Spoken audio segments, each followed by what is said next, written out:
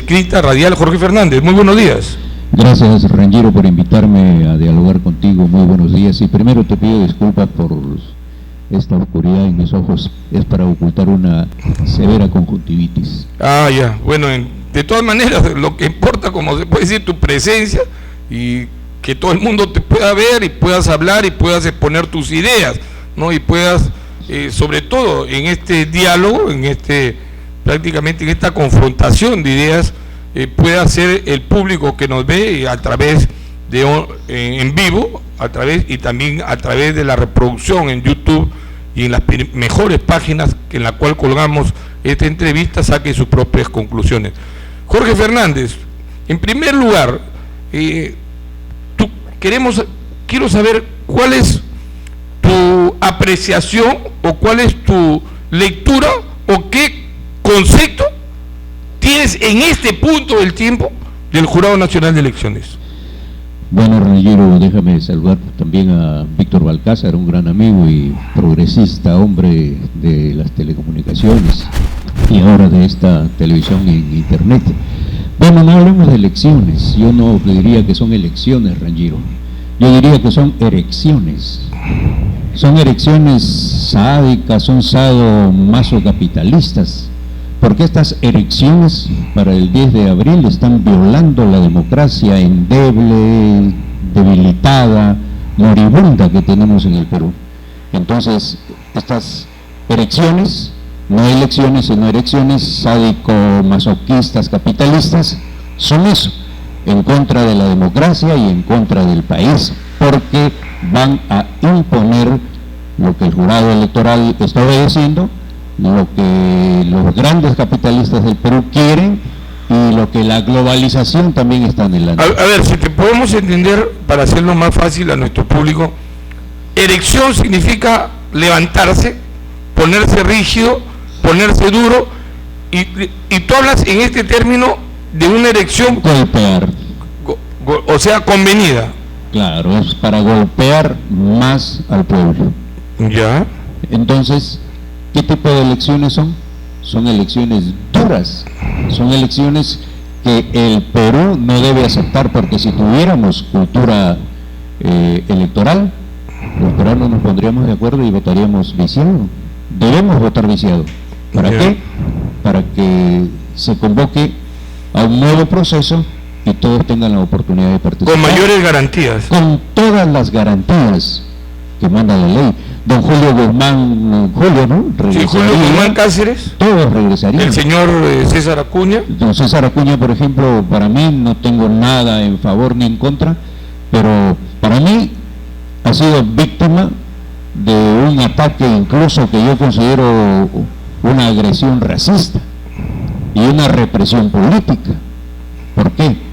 Porque 50 millones de dólares puede ganar anuales, pero la globalización, el sindicato de los poderosos del Perú, le han dicho, fuera, tú no entras acá. Donald Trump gana 2.300 millones de dólares anuales.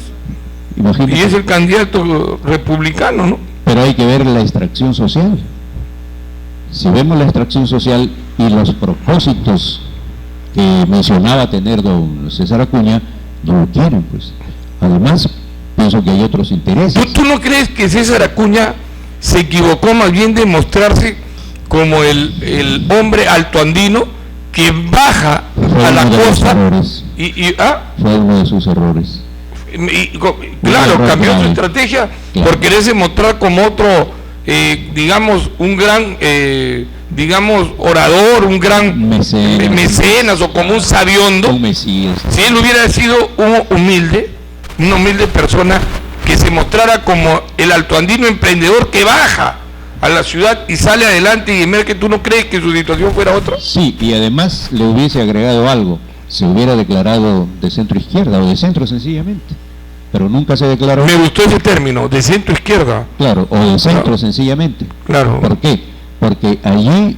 Porque tiene fuertes componentes, claro, ¿no? Por supuesto, allí la izquierda lo hubiese apoyado, porque no olvidemos que don Virgilio Acuña, su hermano, fue fundador de un partido de izquierda, me parece que fue de Vanguardia Revolucionaria, y tenía gran acogida. En la Universidad Pedro Luis Gallo, dirigente, dirigente, claro, sí, me acuerdo. Era dirigente a nivel nacional, si mal no recuerdo, Virgilio Acuña. Entonces, esos, si no remanentes, esas promociones de la izquierda, lo hubieran apoyado a Virgilio y hubieran apoyado a don César Acuña. Yo no sé por qué ese prurito, ¿no?, de quererse pintar algo que no es, cuando la gente quiere algo más natural y algo más auténtico, ¿no?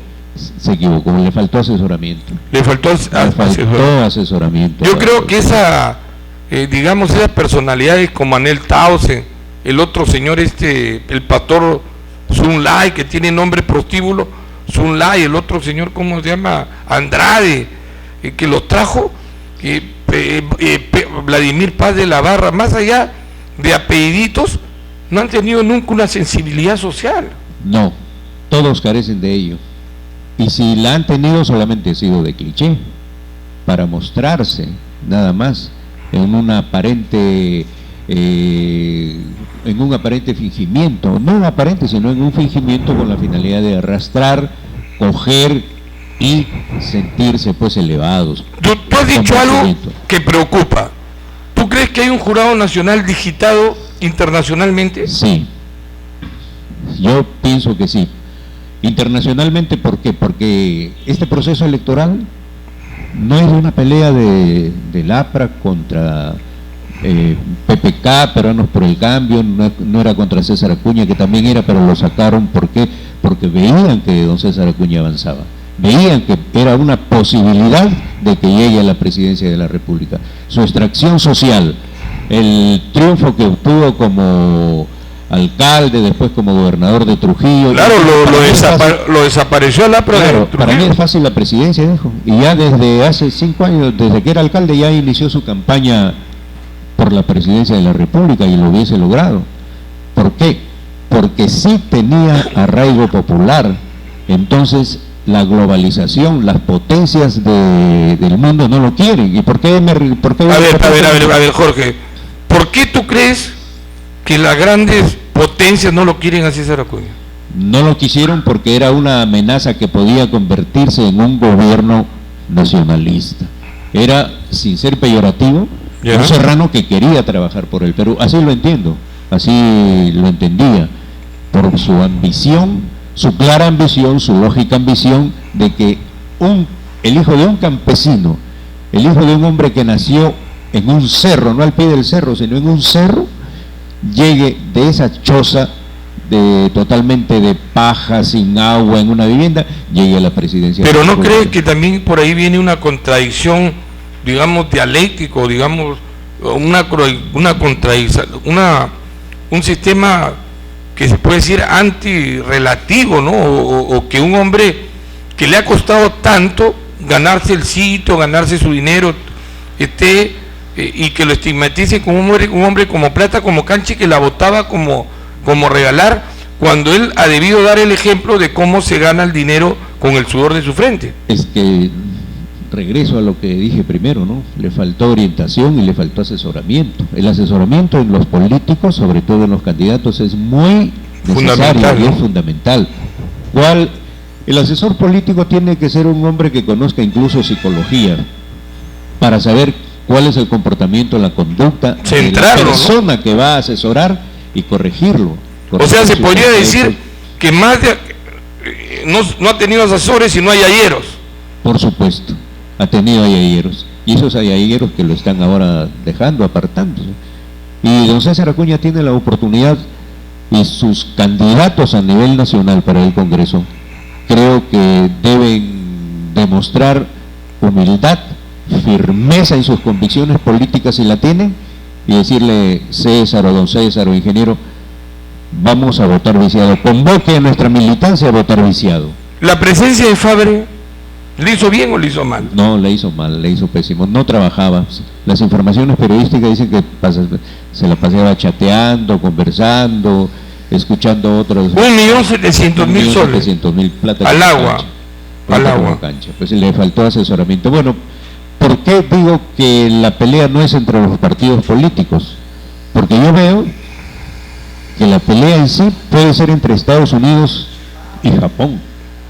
O sea, tú señalarías de que existen intereses ya que vienen supranacionales, que podrían derivarse de un imperialismo. Es el imperialismo japonés, pienso, me imagino que está tentando apoderarse del Perú. Ya. Y el imperialismo norteamericano, Que no sería nada raro, ¿no? no sería nada raro. Porque los que hemos vivido en Japón sabemos cómo es su política expansionista y sabemos y hay que cómo... acordarnos que Japón quiere tener el Perú, o quiere tener al Perú desde la Segunda Guerra Mundial, desde 1941. Claro, hay dos zonas estratégicas para los que hemos vivido en Japón que les interesa demasiado. Una es Brasil y la otra es Perú. Pero Perú es más fácil.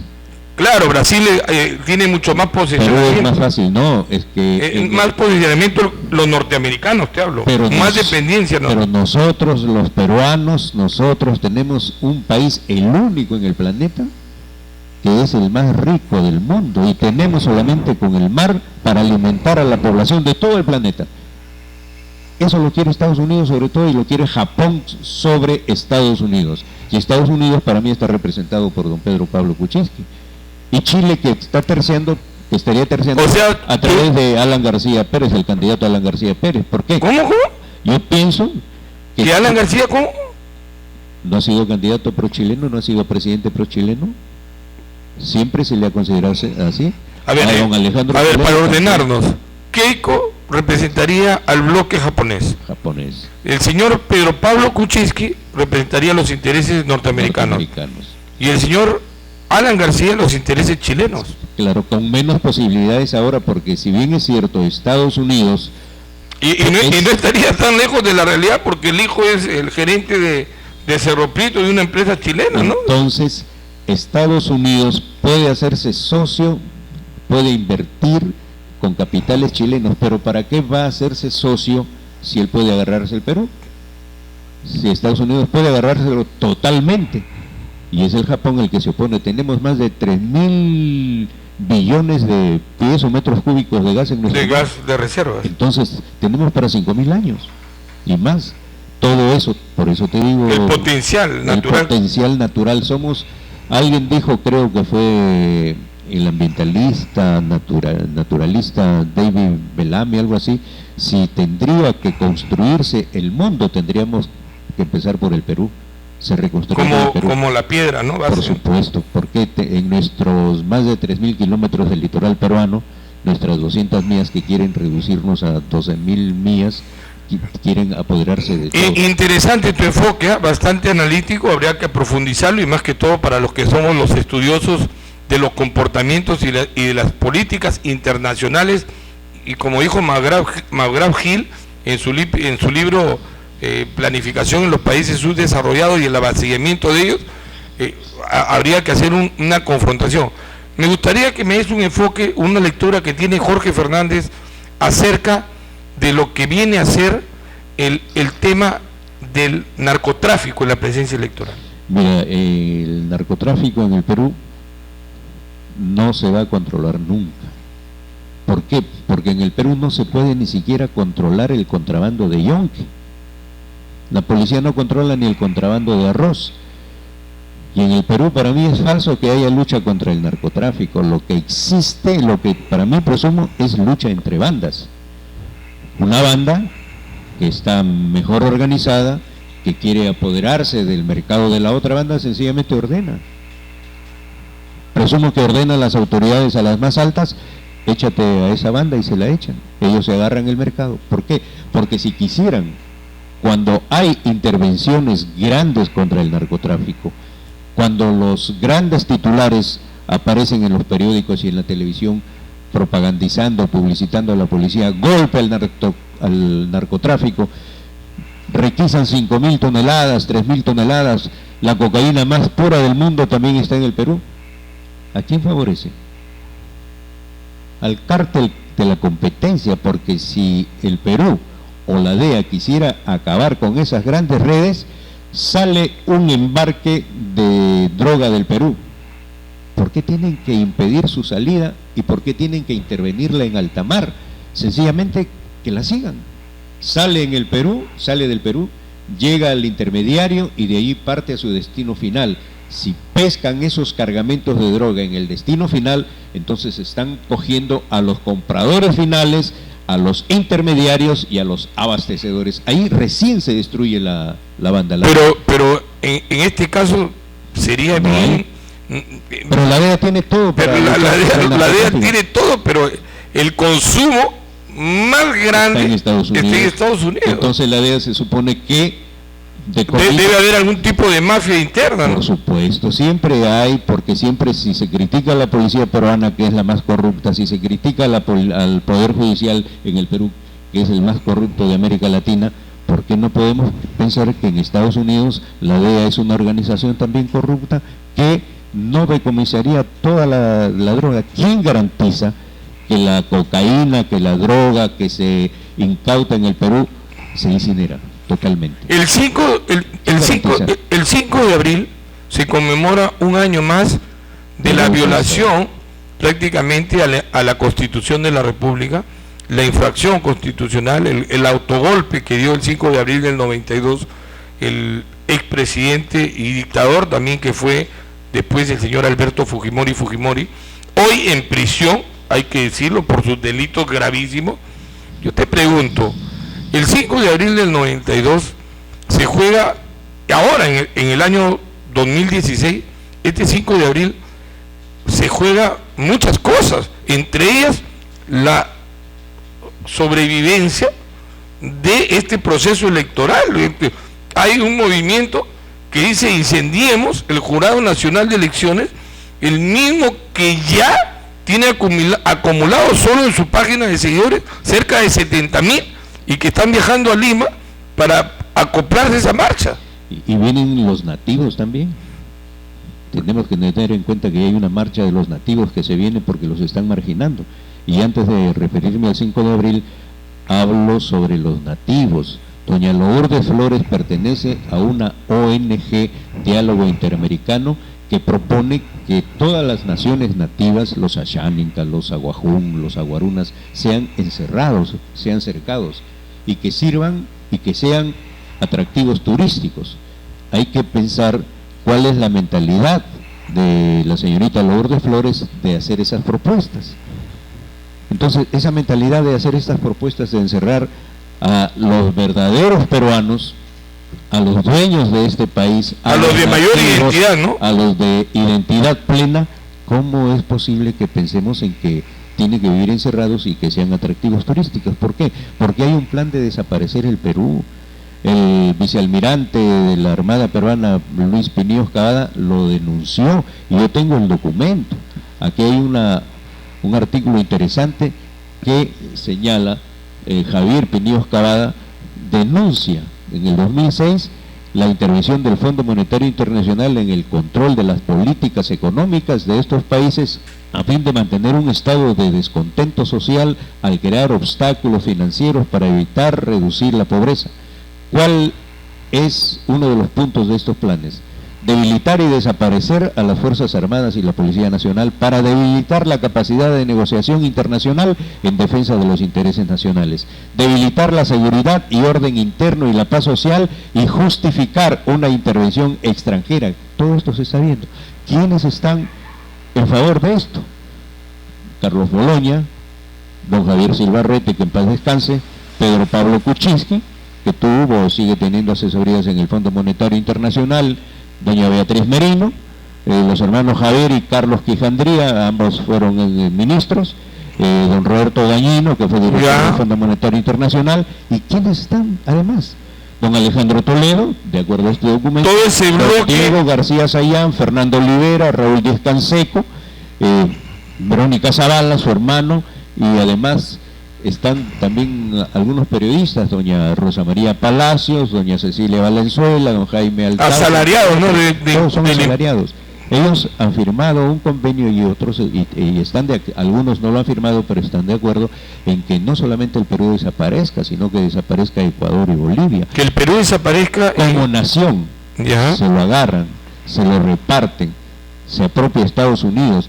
Y se le digo, ante esto, parece que don Alberto Fujimori... O sea, ¿habría esa visión de hacerlo como un satélite como es Puerto Rico?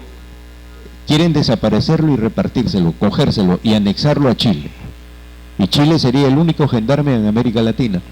Pero Japón a través de don Alberto Fujimori, presumo, no quería eso y se adelantó y desapareció el servicio militar obligatorio en el Perú para debilitar las Fuerzas Armadas. Pero ¿qué lo detiene a don Alberto Fujimori? El tener que enfrentar a Sendero Luminoso y además la guerra del CENEPA, con esa preocupación de la guerra del CENEPA contra Ecuador, la invasión ecuatoriana, y enfrentar a Sendero Luminoso, le detiene todo su avance, toda su estrategia. Pienso, lo aseguro también, podría asegurarlo, ¿para qué? Para trabajar en favor de los planes del imperio japonés para quedarse con el Perú. La pregunta es, ¿qué le espera al Perú este 10 de abril? ¿Qué le espera al Perú en estas elecciones? ¿Qué se puede, con tu experiencia, qué avisoras que se puede venir? Si tuviéramos conciencia cívica, si tuviéramos conciencia patriótica, si tuviéramos cultura electoral, cultura política, votaríamos viciado. Yo te pregunto, ¿tú crees que el jurado la va a retirar a Keiko Fujimori y a Pedro Pablo Kuczynski? Pienso que por los intereses no. ¿Ya? Y si tratan de ayudar a Alan García, pro Chile, sí.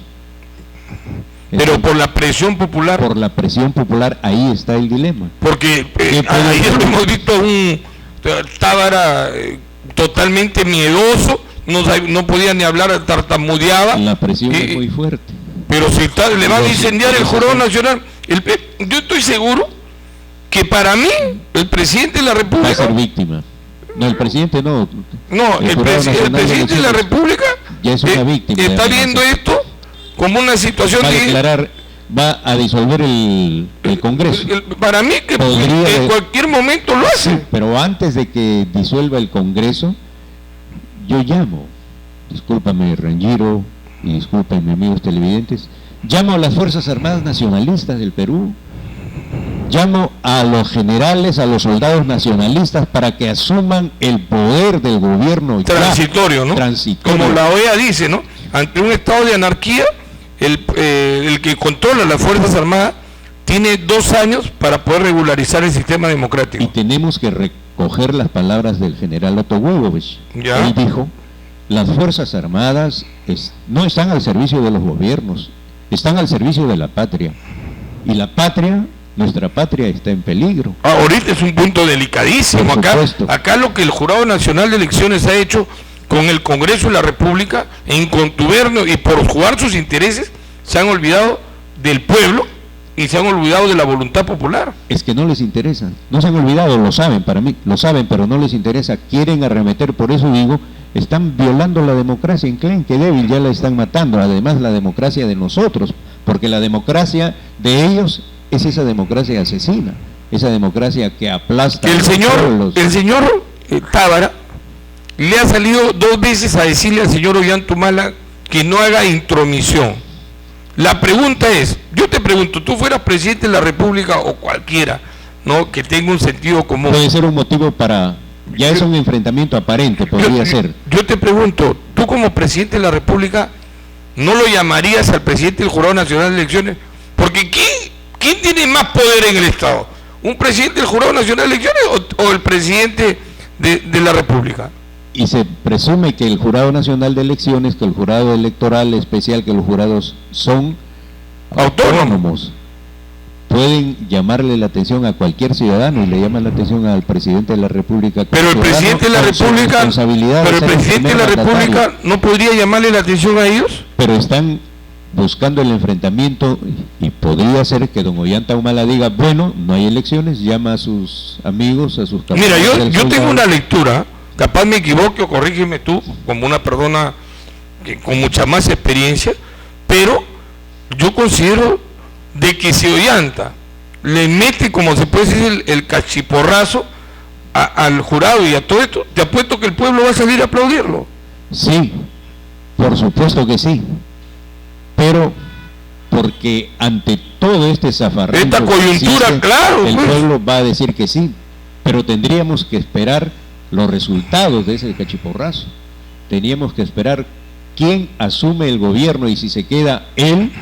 Por eso, antes que se quede él, yo pido, llamo, invoco a las Fuerzas Armadas nacionalistas para que sean estas Fuerzas Armadas nacionalistas. Que haya un conductor que puede ser un militar nacionalista, pero porque a mí, te lo digo la verdad, no del esa palabra me gusta, sino nacionalista, pero por nacimiento en nuestra nación, por principios. Como principio, porque el nacionalismo se basa en el principio ideológico de la defensa de nuestros recursos naturales, nacionales. Entonces, defendiendo esos recursos nacionales que las Fuerzas Armadas tienen derecho, porque defienden la soberanía, tienen derecho a entrar a Palacio. No derecho, sino la obligación de defender al Perú. Yo particularmente creo que no va a haber elecciones. Particularmente, estamos de acuerdo. Capaz sí, me equivoque, no sé. Estamos de acuerdo. Hay un ambiente demasiado convulsionado. Sí, y los jóvenes sobre todo están reaccionando, están viendo, mira, la población se está yo siempre he dicho algo, levantando. En una gesta, ¿qué falta? Recursos económicos. ¿Quién los tiene? César Acuña. ¿Dolido o no está dolido? Da recontradolido. ¿De qué lo acusaron a César Acuña? Por regalar. No, pero ¿por qué lo destruyeron? Por el plagio. Pero eso son tonterías, porque eso no lo iban a expulsar nunca. Claro, mira, un paréntesis. Científicos acusan a Darwin de plagiar teoría de la evolución. Al celebrarse 150 años de origen de las especies, de su obra, ¿no? El origen del hombre, ¿no? Entonces, la teoría de Darwin acusado de plagiar. En una tesis, tú eres economista, has tomado... ¿Qué bibliografía tienes de tu tesis? No, mira, esas cosas son mediáticas, claro, y que no tienen, y que no lo iban a vacar, y eso lo sabía todo el mundo, que no lo iban a vacar. Pero que le bajaban, ese plagio lo destruyeron. Le bajaron la llanta. Claro, lo destruyeron. Terminaron de destruirlo. ¿Por qué? Porque internalizaron en la gente, en la población, todo lo que dicen que era César Acuña, ignoraba, etcétera, etcétera. Entonces, la gente internalizando esos conceptos, ese ataque mediático de los sicarios, yo veo una sicaria, con la disculpa de caso, a la periodista Milagros Leiva, ¿no? Que era la que muy duro le daba. Y que después resultó siendo una felona y una mujer, pero más vendida que... Entonces, sicariato mediático hubo contra César Acuña, pienso que sí. Y todo esto pues tiene... Ahora, dentro de los candidatos, Barrenechea, por ejemplo, que sale de una cuna prista, porque él se declaró adepto de prácticamente un seguidor fiel de Ayala Torre, y ahora va con la contraposición o la antítesis de Ayala Torre, con el adversario más furibundo que ha tenido en la historia el APRA, que es Acción Popular. ¿Don Fernando Belaúnde no fue aprista? ¿Belaúnde fue aprista? Sí. No lo sabía. Sale también de las canteras del APRA, de acuerdo a algunos documentos que he leído. Pero al señor Barnechea pienso que también le falló tomar los principios de Acción Popular. ¿Por qué? Porque Acción Popular se funda como el primer partido nacionalista en el Perú. El Perú como doctrina, ¿no? El Perú como doctrina, nacionalista, revolucionario. Mira, Acción Popular, partido nacionalista, democrático y revolucionario. El señor Barnechea no tomó esos principios. El señor Barnechea parece que también hubiese llevado más agua a sus molinos políticos, porque la izquierda también, si no toda la izquierda, alguna gente de izquierda que lo veía con simpatía, y alguna juventud, bastante juventud que lo ve con simpatía, dice, Acción Popular, no sabíamos. Nacionalista, democrático y revolucionario de Fernando Belaúnde Terry, el Perú como doctrina, hubiese tenido más acogida. Ahora, más fuerza. En el término de Verónica Mendoza. Verónica Mendoza, una mujer que yo la veo que se ha destapado, ¿no? Y yo en una conversación que tuve con ella, le dije, tú no parece que fueras una candidata de izquierda, porque su mensaje era muy dócil, muy noble, parecía más bien una evangélica. Yo le dije, tú tienes que golpear, la izquierda siempre defiende y lo comenzó a hacer y le dio resultados. Efectivamente, doña Verónica Mendoza es una posibilidad también, si la dejan. Es una posibilidad porque la gente de don César Acuña, los otros jóvenes, incluso del ex candidato Guzmán, están plegándose a ella porque como se ha pegado eso de que rostros viejos no, partidos tradicionales no, rostros nuevos. No, pero tampoco no es eso de que sea rostro nuevo o viejo, sino es que la historia... Pero su mensaje la ayuda, pues, su mensaje la ayuda.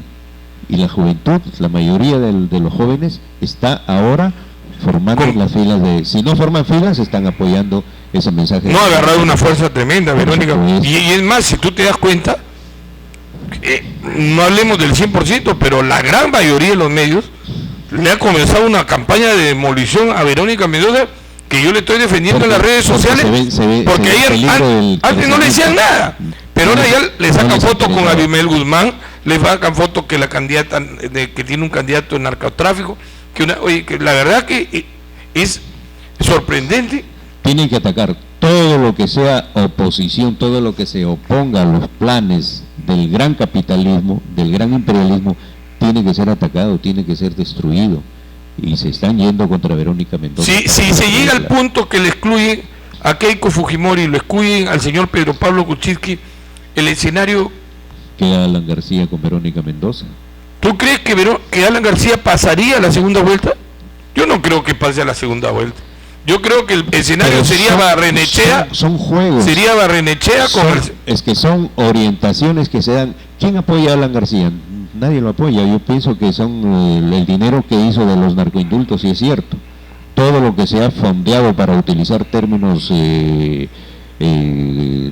sermo vulgar. Pero yo te quiero preguntar, ¿tú crees que Alan García pase la valla electoral? No creo, pero como es un partido organizado que maneja hasta el jurado electoral, según se conoce, podría ser que Alan García sea beneficiado con un milagro electoral y de repente, si no gana las elecciones, pasa a la valla electoral. O sea, pero sinceramente eso sería pues ya una cuestión... Pero si estamos en el país de las maravillas. Bueno, yo la verdad ya sería escandaloso. Escandaloso porque Alan García no despega del 4 o 5% hace... Y no lo hizo una encuestadora, dice todas. Lo decimos la mayoría de los peruanos. Lo acabas de decir tú. El meeting, la visita de Alan García. Es intrascendente. En Ferreñafe, pobrísimo. En Lambayeque, pobrísimo.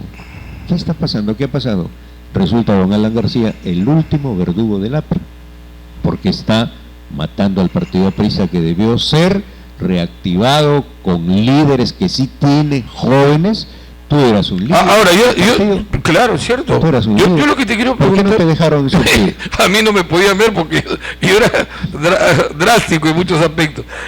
La situación que te quiero preguntar, ¿cuánto daño le ha hecho la composición de las listas congresales a la democracia? Porque yo veo candidatos prontuariados, uno tiene 80 juicios, el otro 90, o sea, porque no hay dentro de la vitrina, no hay dentro de la estructura partidaria gente limpia. Es que aquí todo lo maneja el capital, y las curules congresales y la presidencia de la República no se ven como un objetivo para servicio del país, para servir al país, se ven como un objetivo, como un trofeo, se ven como quiero ese botín. El más grande botín de un país, ¿cuál es? La presidencia. Bueno, al menos en el Perú. En otros países la presidencia es para servir al pueblo, para administrarlo bien, para gobernarlo, para desarrollar la política. Y como decía José Carlos Maretti, la política es creativa, la política cuando es revolucionaria dignifica, la política tiene que seguir y ejercerse dirigida al beneficio de los pueblos, al beneficio del país, al beneficio de los pobladores, buscando el desarrollo de la gente, de los nacionales, y buscando el desarrollo del país. Carlos Fernández, y hay algo que es gravísimo que me has traído a colación a la mente, cuando supervisores de la OMPE, de la Oficina Nacional de Descentralizada de Procesos Electorales, denuncian que el alcalde de Pátapo había comprado a todo el sistema de fiscalización de las elecciones en el distrito de Pátapo. Pero si estamos en el país de las maravillas y aquí todo se compra, todo se vende. No se habló también de don Beto Torres, que compró $20,000 al Tribunal Constitucional, ¿no? Pagó. Al señor Eto Cruz, ¿no? Y pagó también antes al jurado electoral. Entonces estamos en un país que debe ser recompuesto, estamos en un país que debe ser... ¿Qué hacer? ¿Cuál es el camino? Yo particularmente, yo he escrito muy duro y yo te lo juro, no creo en la democracia. Con esta democracia no creo. Pero si esta no es una democracia, y si es una democracia de ellos, una democracia que nos imponen, nos llaman a elegir, a votar cada 5 años y después nos llaman a un referéndum. Para Yanacocha consultaron al pueblo si se otorgaba o no se otorgaba a Yanacocha. Cuando hay para la Amazonía le consultan al pueblo, lo llaman a un referéndum. Esa es la verdadera democracia. Ni siquiera para el asunto de Chile. Y aquí volviendo a lo de Chile, bueno, pero a veces reflexiono y digo, ¿quién tiene la culpa de todo esto? Mira, yo no soy antichileno, pero porque en Chile también... No, pero ¿quién tiene la culpa? No. Los chilenos. ¿Los chilenos? Porque los chilenos nos ganaron la guerra y se fueron. ¿Qué hubiera pasado si se hubieran quedado? ¿Tú crees? No, vamos por partes. Ahí ya vamos. Ya. Perdóname. Es que nadie sabe qué rumbo se hubiera tomado la historia. ¿Qué hubiese pasado si los chilenos no se iban? Nos ganaron la guerra y se fueron. Yo a veces me pongo a pensar, digo, fuéramos otro país, quisiéramos más en nuestra patria, en nuestra república. Siendo chilenos, ¿tú crees que los gobiernos de Chile, por qué no entregan su cobre? Porque es para su desarrollo. Y teniendo nosotros gas, teniendo una gran Amazonía, teniendo el mejor mar del planeta, siendo chilenos lo íbamos a entregar, íbamos a permitir que vengan a devorarlo. Y hay algo y en el Perú, ¿qué hacemos? Hay algo pero hay algo que hay que destacar en Chile. En Chile los índices de corrupción son bajísimos. Por eso pues, allí fuéramos chilenos.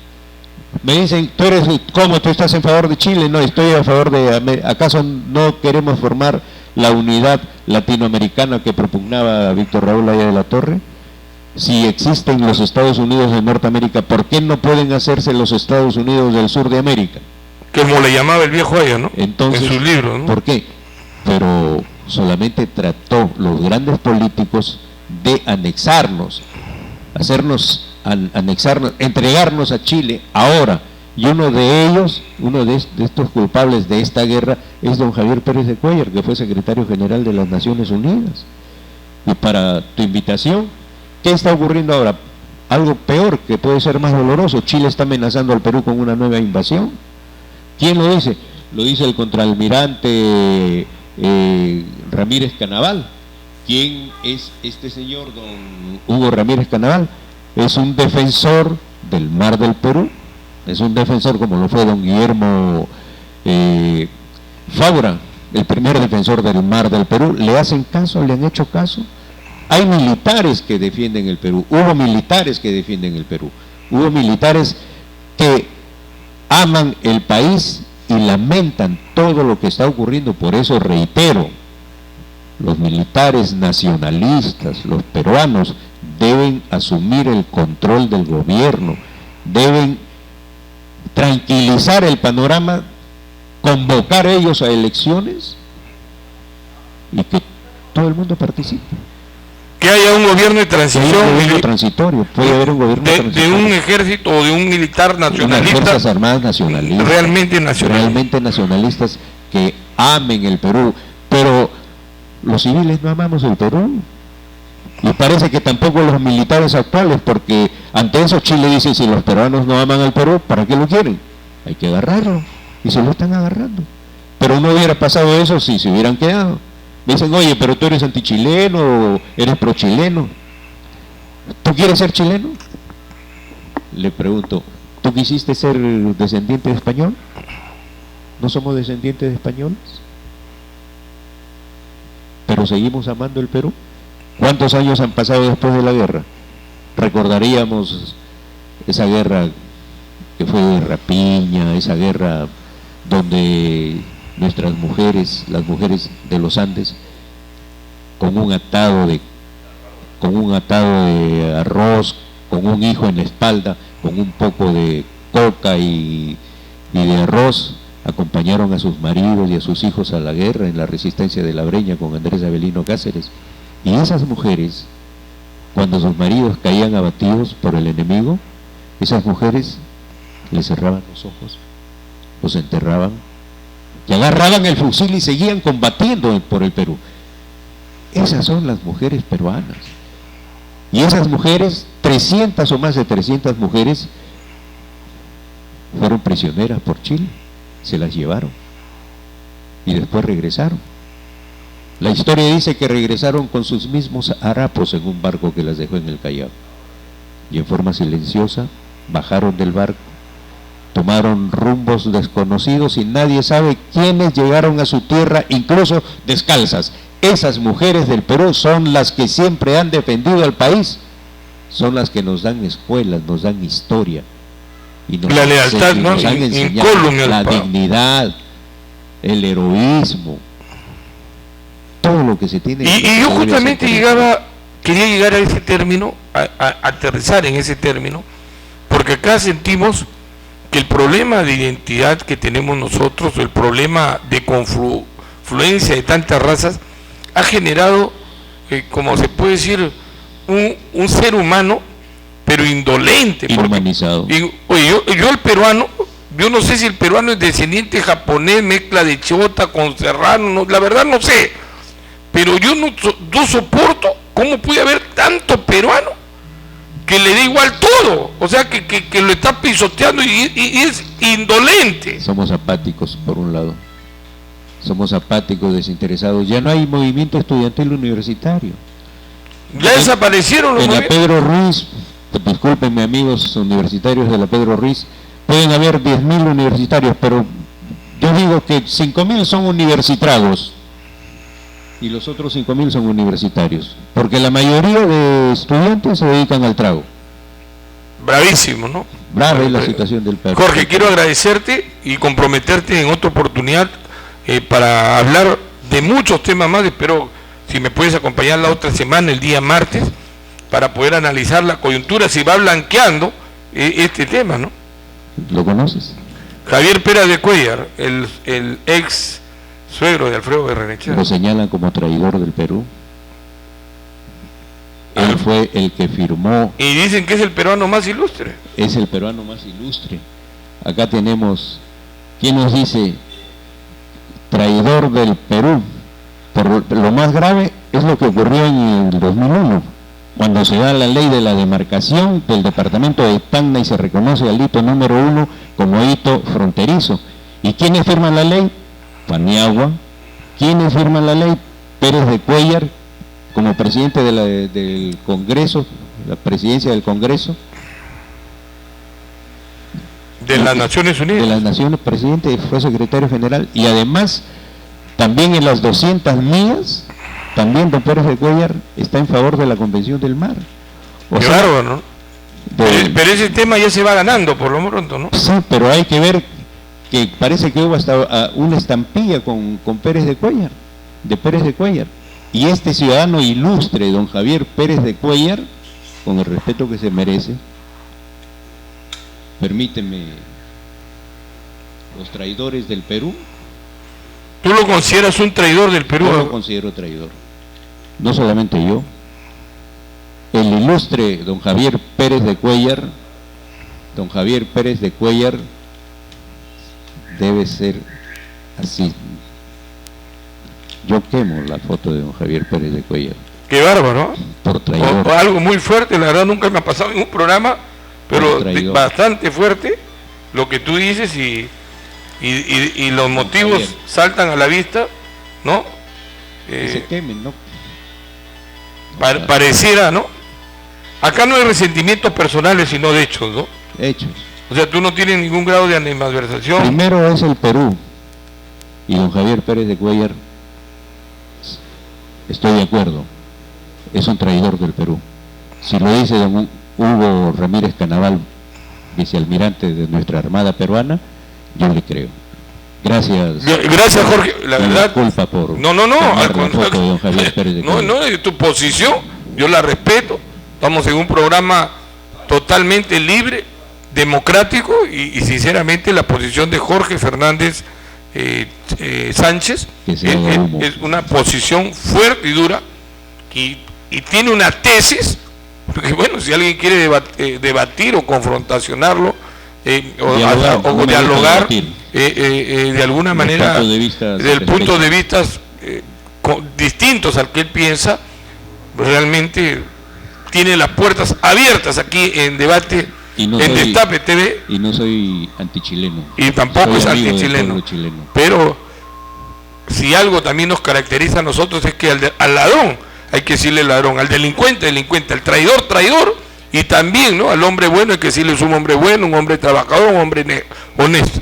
Para el señor Jorge Fernández Sánchez, el señor Javier Pérez de Cuellar, el peruano ilustre, ya han visto, ha quemado su imagen, es nada menos y nada más que un traidor a la patria. Señores, vamos a una pausa comercial y venimos con Juan Colchado, que nos está llamando, quiere hacer un análisis de las encuestas. Ojalá pues que no nos salga que Alan García está segundo en las encuestas. Vamos a una pausa y regresamos, señores. Este es Destape TV, una pausa y regresamos. Y sus propuestas ante la problemática de tu localidad.